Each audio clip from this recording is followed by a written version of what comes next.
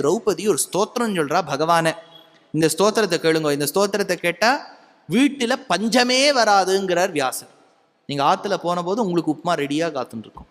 அதனால சா சிந்தயந்தி ச ததா நான்ன ஹேதுமவிந்தத மனசா சிந்தயாமாச கிருஷ்ணம் கம்ச நிஷூதனம்.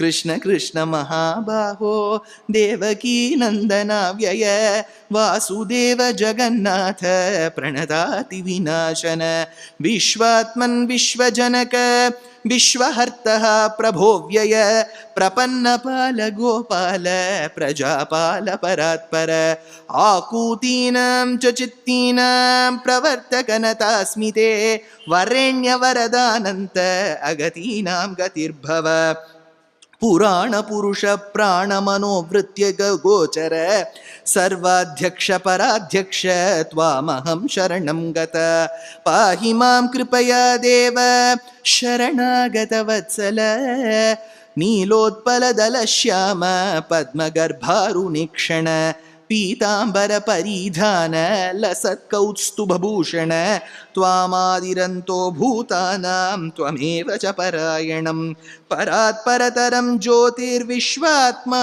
சர்வதோமுகः त्वामेवाहु परं बीजं निधानं सर्वसम्पदं त्वया नाथेन देवेश सर्वात् पद्मयो भयं नहि दुःशासनादहं पूर्वं सभायामोचितायत तथैव सङ्कटादस्मात् मामुद्धर्तुमिहार्हसि அப்படின்னு சொல்லி முடிக்கிறார்.